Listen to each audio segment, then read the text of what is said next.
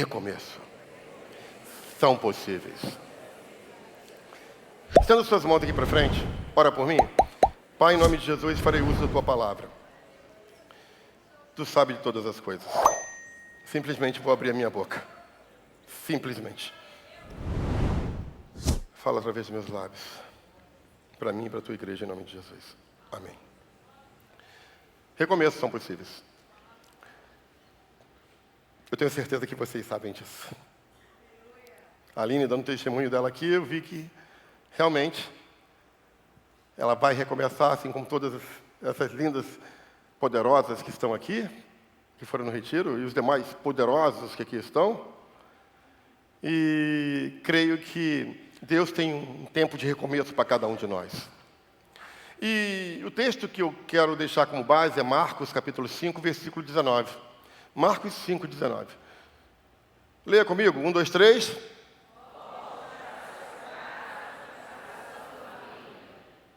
Volte para sua casa e volte para sua família. Depois eu convido você a ler todo o texto. Eu não vou ter como ler, porque senão a gente vai tomar muito tempo. Vai falar de uma história de um homem que certamente foi marcado por um momento drástico na história dele. A Bíblia Sagrada não nos dá muita informação, não dá detalhes da figura desse personagem. A gente não tem a genealogia dele. A gente não tem o nome dele. A gente não tem dados que possam complementar, dizer qual foi a origem familiar dele. A Bíblia não nos traz esclarecimentos que possam dizer qual foi a linhagem ancestral dele. Simplesmente ele surge no cenário. Algumas dicas esse versículo dá para a gente. Diz que ele tinha uma casa, que ele tinha uma família. E ele era de uma cidade chamada Gadara, Gerasa, tem várias definições para ela, mas vou usar Gadara como gadareno. Essas são as informações que a gente pode ter por esse versículo, somente isso. Uma cidade que ele estava, tinha uma família e tinha uma casa. Jesus sai no capítulo anterior de uma tempestade com seus discípulos e ele vai para essa cidade. Ele vai com objetivo. E eu comecei a analisar, porque como a gente não tem uma história, o texto ele não esclarece tanto a história pregressa desse personagem, e coloca uma situação estranha, porque diz o seguinte: ele só tinha uma casa, uma família, e Jesus vai para um lugar de uma região que vai encontrar esse personagem. Sabe algumas coisas que eu começo a pensar? Eu acredito isso. Nada acontece por acaso. Diga comigo, nada acontece por acaso. Você não está aqui por acaso. Jesus te trouxe aqui. Você pensa aqui que você veio receber uma pessoa querida que veio do retiro? Não. Isso foi estratégia que Jesus teve para trazer você aqui, para você entender que recomeços são possíveis. Então, nessa situação, esse camarada, ele é chamado de endemoniado. Ele está aprisionado. Ele tinha uma família, tudo indica que a família, não se fala detalhes dessa família, a partir do momento que existe o casamento, se constitui uma família. Então não se fala se ele tem filho, mas pelo menos casado ele era. E tinha um lugar para morar. E tinha um lugar de residência. E quando a gente pensa em constituir família, quando a gente pensa numa família, a gente remete a um ambiente prazeroso. Quando a gente pensa em ter o nosso lugar de habitação, a gente pensa em um ambiente agradável. Mas algumas coisas aconteceram com esse personagem, que ele trocou um ambiente de vida, um ambiente de morte, para morar num lugar totalmente contrário àquilo que o início projetava para ele. Ele escolhe para viver lugares de morte. Ele vai morar num cemitério.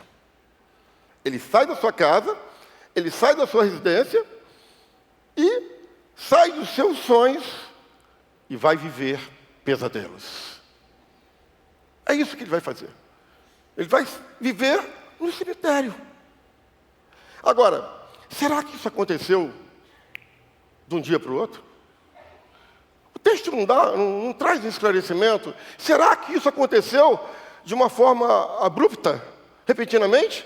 Será que hoje ele estava vivendo um sonho e amanhã ele viveu um pesadelo? Eu creio que não. Eu creio que não. Problemas aconteceram que o texto não traz, que esse personagem resolveu abandonar o seu lar, um lugar de vida, para morar no cemitério, um lugar de mortos. É isso que ele faz. É isso o que acontece. E eu não posso pensar que isso aconteceu abruptamente. Eu creio que isso foi um processo. Então tome cuidado. Porque grandes problemas começam de pequenos problemas. Cuidado com isso. E para ser rápido, porque eu não tenho tanto tempo, ele foi habitar lugares de morte. Eu queria falar com vocês sobre alguns lugares de morte, que a gente tem que tomar muito cuidado. Ou caminhos que podem te levar aos lugares de morte. Por exemplo, tome muito cuidado. Porque esse homem veio de um lugar, foi para outro, tinha uma vida, perdeu a sua essência, e agora ele está no sepulcro, vivendo no sepulcro. Então, muita gente hoje começa a pegar caminhos de morte, quando começam a ver o álcool na sua frente. Quando começa a dar a primeira tragada. Falei isso na Santa Ceia passada, a juventude hoje está muito liberal. E os pais e mães são muito culpados, porque permite o adolescente fazer tudo.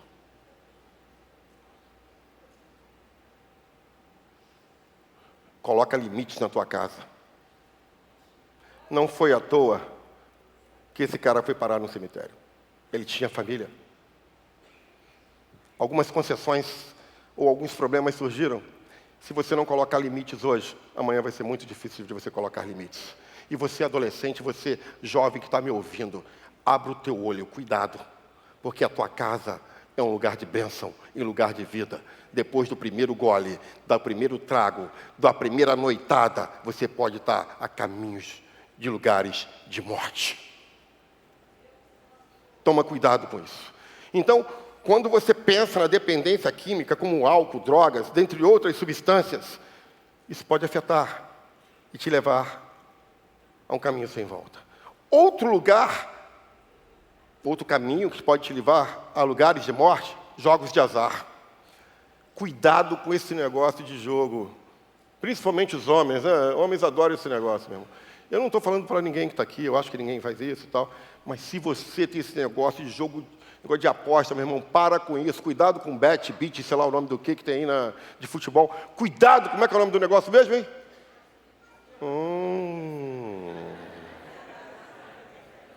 Tá sabendo. Tá falando. Então, cuidado com esse negócio de jogo de azar, meu irmão. Isso é um caminho, isso é um abismo. Você está indo de rumo ao abismo. Você começa com um joguinho aqui, um joguinho ali, é R$1 aqui, ganhou R$2 aqui. Daqui a pouco você está todo endividado. Eu conheço uma pessoa que trabalhou comigo, que o filho dele tinha negócio de apostas, aí um garoto novo que perdeu toda a juventude dele, está a ponto de ser preso hoje, está fugido, por causa desse negócio. Então, para com esse trem aí de ficar apostando no Flamengo, que não vale a pena também, no gol de A, B, C ou D, ou qualquer outro jogo de azar. Para com isso, né? O pessoal vai no Jockey Club, por aí vai. Sai dessa, meu. Sai dessa. Isso pode te levar a problemas financeiros drásticos. E você pode perder a sua família. E o teu sonho pode se tornar um grande pesadelo. Outro caminho de morte, que está muito claro, muito evidente, e muita gente esconde, e a igreja está cheia. Pornografia. Pornografia. Se vocês soubessem o mal que isso faz, isso pode dilacerar a tua mente. O teu ambiente psicológico pode se contradizer. Você pode ter problemas graves em relação à sua sexualidade. Cuidado com pornografia. Caminho de morte. Caminhos de morte. Você quer ver uma coisa? Esse aqui eu anotei, mas sinceramente. O uso excessivo de dispositivos eletrônicos e tecnologia. O uso excessivo de dispositivos eletrônicos e tecnologia. Isso aqui pode ser bênção, mas desculpa, pode ser uma desgraça. Cuidado com isso. Cuidado com as questões da tecnologia. Cuidado, porque isso, rede social, né? Isso, redes sociais, YouTube, Instagram, esse trem todo. Cuidado com esse negócio. Vamos curtir, vamos participar, vamos estar informando, participando, mas toma muito cuidado. Porque tem muita gente que está tendo mais tempo para o telefone celular do que para a mãe, para o pai e para o irmão. Um dia desses, isso está acontecendo até na minha casa. Às vezes eu falo isso com a minha esposa. Um belo dia eu fui almoçar com ela num restaurante, eu fiquei pasmo porque eu vi, na mesa em frente haviam 5 pessoas. As 5 pessoas estavam com o celular, só mandando mensagem. O que está acontecendo com a gente? Uma certa vez eu participei de vou fazer um parênteses aqui na mensagem, eu participei de um evento e o preletor contou um testemunho que me marcou muito. Ele disse que ele teve um sonho, e nesse sonho, ele foi remetido a um determinado local em que alguém estava falando sobre os pecados de uma forma geral. E o pecado original. O pecado original, sabemos que ele tem no Jardim do Éden. E todo mundo sabe que provém de um fruto. Qual é o fruto? A gente não pode dizer que é maçã. Mas toma cuidado, porque tem uma maçã aqui atrás. Estranho, não? Quando ele falou isso, eu falei, caramba, Satanás é estratégico. Tem um mundo espiritual, a gente vai falar sobre ele. Enfim, outra coisa, vício de compras. Ungidinha do Senhor. Ungidinha do Senhor. O homem vai dar glória a Deus aí. Que Deus vai dando glória a Deus aí, ó. Que tem homem também que tem vício de compra, tá? Tem homem que tem. Mas a mulherada, meu, tem gente...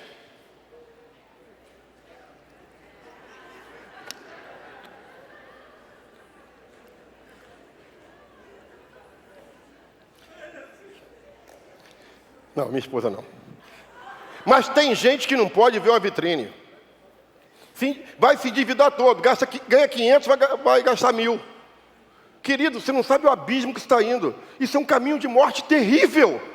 Você está destruindo o teu belo lar para ir levando a tua família toda, teus filhos, para um abismo, para um cemitério.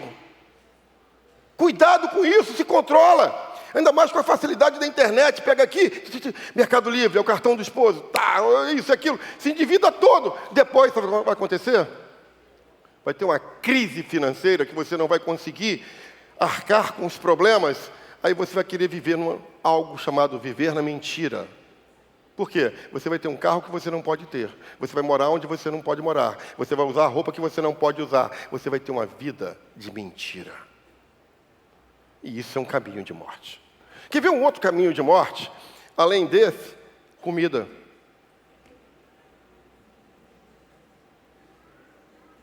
Eu falei isso até no carro. Tem gente que come pelos cotovelos, meu. Esse negócio de comer é até interessante. Eu não sei se vocês já observaram isso. Pelo menos, acontece muito comigo. Quando eu vou almoçar com alguém, geralmente, primeiro eu olho o prato do outro. O teu prato tá bonito pra caramba, meu. Já aconteceu isso com você, de você primeiro olhar o prato da pessoa em vez de você olhar o teu? Você olha, caraca, que comida bonita. E às vezes você come com os olhos. Come com os olhos. Você tem uma compulsividade por comer que a gente não para. Por exemplo, eu procuro me manter, estou tentando, bem na fita, de manhã e de tarde. Quando chega a noite, eu sou um devastador de geladeira. Pão, então, Alvi sabe, né? Quando eu venho aqui, eu adoro pão. Adoro pão. Até porque Jesus é o pão da vida. Jesus pão da vida, filho. Eu adoro pão. Ah, de você se não adorar pão. E o que acontece? Se comer essa comilança compulsiva, e tem o outro lado também, que é complexo. Porque ao mesmo tempo que a pessoa come demais, tem outras que não comem. A bulimia. Cuidado com isso. Caminhos de morte. E tem outros mais, se não dá tempo de eu falar, como prostíbulos, as práticas das orgias sexuais e por aí vai. Muita coisa são caminhos de morte. Segundo ponto que eu queria deixar para você, para a gente poder entender que a gente precisa recomeçar, existe um mundo espiritual. Você viu? Você me desculpa, eu não sou de espiritualizar não, mas quando eu vou falar de paz, quando eu vou falar disso, falta luz, ou cai a energia. Quando eu vou falar, existe uma potestade que impera, e a gente precisa entender que esse mundo espiritual, ele é uma realidade invisível, porém tangível. Não pense que não é tangível, ele é. Você quer ver uma coisa? É só a gente começar a adorar que a glória do Senhor vai vir nesse lugar. Eu tenho certeza de começar a orar. Tinha até uma música do passado, se começarmos a orar, né? Se começarmos a orar, este templo treme. Falaremos, Elias orou, e o fogo desceu, dai glória a Deus. Josué orou.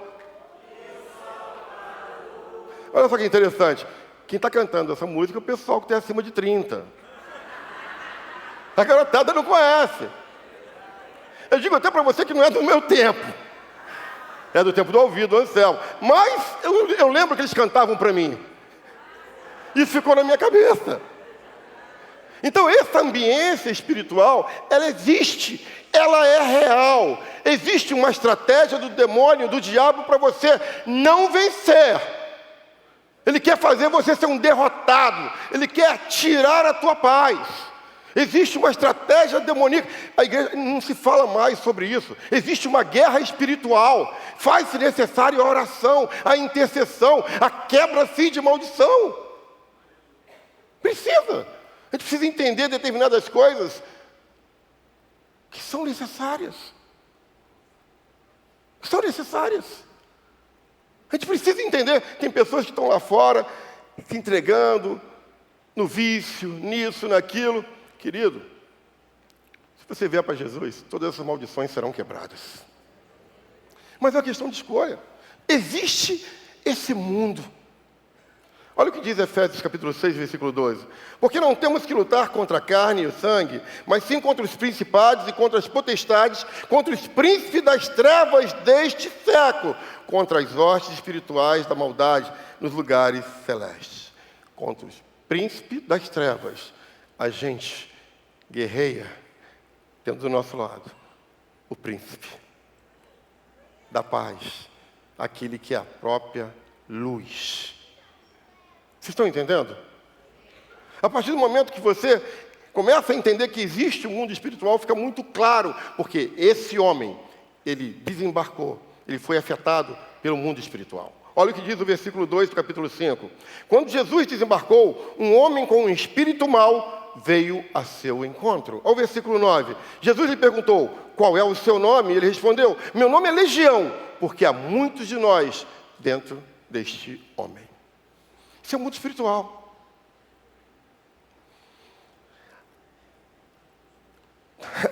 Ninguém cai de uma hora para outra. Tem o desequilíbrio, tem os problemas que ocorrem. Tem uma sequência para te levar à queda de uma vez por todas. Esse personagem era possuído por uma legião. Uma legião, segundo os critérios romanos, eram mais ou menos 6.000 soldados. Dentro do corpo daquele personagem, haviam 6.000 entidades malignas. 6.000. Imagina a ruaça que esses demônios faziam com esse personagem. Então entenda que o mundo espiritual, ele existe. Não crie factoides em relação a isso. Não tente se enganar. Esse mundo espiritual, ele existe. Você não consegue enxergar, mas ele existe. É como se você pegasse um microscópio e projetasse e você visse várias bactérias, né? Ou vírus, seja lá o que for. Enfim, tome cuidado, porque esse mundo espiritual, ele existe. E esse mundo espiritual, se você não escolher o caminho certo, ele vai te levar para lugares de morte. Outro ensinamento interessante que esse gadareno traz, e eu anotei isso, eu achei isso muito interessante, porque muitas vezes a liberdade aparente é uma prisão disfarçada. Muitas vezes a liberdade aparente é uma prisão disfarçada. Observe o capítulo 5, versículo 3, a parte B. Ninguém conseguia prendê-lo, nem mesmo usando correntes. Sempre que era acorrentado e algemado, quebrava as algemas dos pulsos e despedaçava a corrente dos pés. Ele conseguia se libertar das correntes que as pessoas colocavam nele. Ele conseguia se libertar das amarras que colocavam nele. Mas ele não conseguia se libertar daquilo que vivia dentro dele. Então, cuidado, porque a liberdade aparente pode ser uma prisão disfarçada. Um outro ensinamento interessante, que este homem que tinha essa família, que deixa esse convívio e vai para lugares de morte, vai viver no cemitério, é que a gente precisa ter muito cuidado, porque ele também traz um ensinamento interessante dentro desse contexto, porque nós precisamos entender que existe uma falsa ilusão de liberdade que esconde a verdadeira prisão. Olha o que diz 1 Coríntios, capítulo 10, versículo 23. Uma falsa ilusão de liberdade esconde a verdadeira prisão. Tudo é permitido, mas nem tudo convém. Tudo é permitido, mas nem tudo me traz benefício. É permitido que você abra pornografia. É permitido que você beba. É permitido que você encha a sua cara. É permitido que você faça o que você quiser. Mas não convém. Não convém. Porque se eu fizer isso, eu vou estar cavando o meu próprio sepulcro. Se você está fazendo isso, hoje é tempo de voltar atrás e recomeçar. Enfim, em muitas situações, acredite, nós contribuímos para as próprias feridas que nós sofremos. Tudo isso está nesse texto. Eu já preguei 10 vezes nesse texto, muita gente já pregou, mas eu comecei a ver determinadas coisas que até então não via. Observe bem, Marcos 5,5. Dia e noite, vagava entre os túmulos, pelos montes, gritando e cortando-se com pedras. Nem ninguém cortava ele, não. Era ele que se cortava. Era ele que se feria. Era ele que se autoflagelava. Dia e noite, todos os dias, vagava entre os túmulos, porque vivia no cemitério, pelos montes, gritava e cortava-se com pedras. Por quê? Porque ele abandonou algo que tinha. Ele abandonou a casa, ele abandonou aquilo que dava sustentação a ele. Às vezes, sabe, gente, nós somos os principais criadores das nossas feridas. Nós que criamos os problemas. Esse cara que criava o problema dele, que se feria, às vezes nós que criamos essas determinadas feridas. Um outro ponto interessante, já partindo para a conclusão, o Ministério do Louvor pode subir. Jesus, ele vai ao encontro de todas as pessoas, independente de onde estiver. Jesus vai ao encontro. Jesus vai ao encontro. Ele está aqui, está aqui te olhando. Você talvez não possa ver, mas ele está aqui. Está te vendo. Ele veio ao seu encontro. Ele veio ao seu encontro. Versículo 1. Eles atravessaram o mar e foram para a região dos Gesarenos. Jesus fez a parte dele. Jesus buscou. Jesus fez a parte dele. Foi até um local dentro desse contexto, buscou aquele homem. Só que um detalhe, o homem também fez a parte dele. Quando o homem o viu, Marcos 5, versículo 6, olha o que ele fez. Quando o homem viu Jesus, ainda a certa distância, correu ao seu encontro e se curvou diante dele. Querido, não ande à procura de Jesus, corra para ele. O mundo que nós estamos atravessando não tem uma solução a não ser Jesus Cristo. Não adianta. Não adianta. Ele é o único. A palavra dele já diz isso: eu sou o caminho, a verdade e a vida. Ninguém vem ao Pai a não ser por mim. Não tem como fugir disso. Vem para Jesus. E eu quero encerrar com algo que eu escrevi lá no retiro.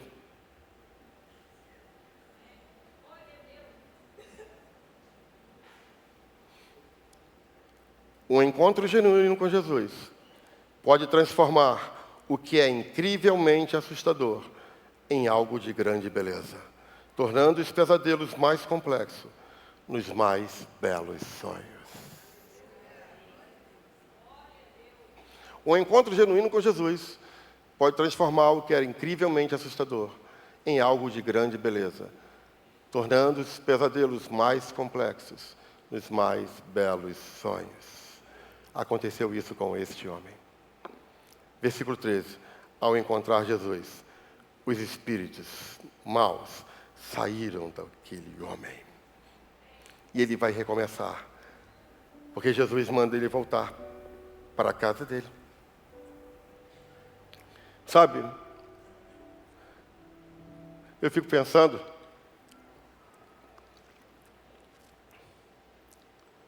estava escrevendo isso lá. Durante 2 noites eu não dormi. Eu, sinceramente, vou quebrar aqui o protocolo. Existe várias raças de cães, né? Existe o cão pastor alemão. Existe o cão que é Shih Tzu. Cães, né? Shih Tzu. Tem outros que vocês sabem melhor do que eu. Qual? Fala mais uma aí. Poodle, Rottweiler, vários. E eu descobri que existe uma raça.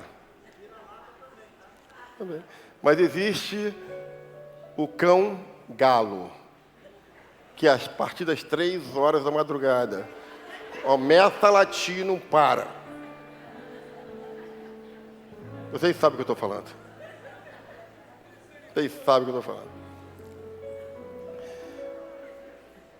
Eu comecei a pensar nessa mensagem, eu falei, e não deu para eu me aprofundar nela, infelizmente o tempo não me dá, e eu tive que correr bastante, cortei metade dela para poder chegar ao final.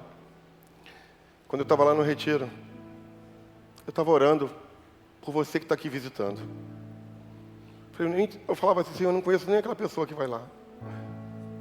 Eu sei que tem pessoas do retiro aqui que estão tendo a vida transformada. Coloque-se de pé. Coloque-se de pé. Tem pessoas aqui que foram libertas. Sabe? Eu falei, caramba, um dia eu tive um encontro genuíno com Jesus. O Senhor transformou o que era incrivelmente assustador na minha vida. Eu escrevi isso. E quando eu escrevi, isso falou tão forte na minha vida.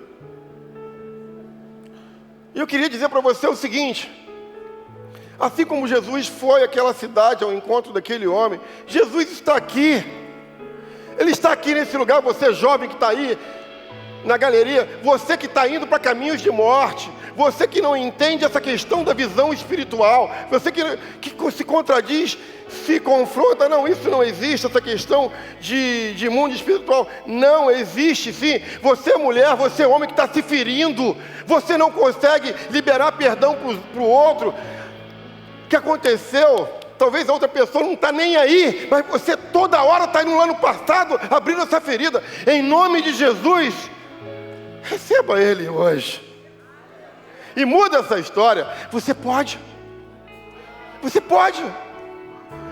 Este homem que se autoflagelava, que se contribuía para as suas próprias situações, que estava preso, que foi para o cemitério, Jesus deu a ele uma oportunidade de recomeçar.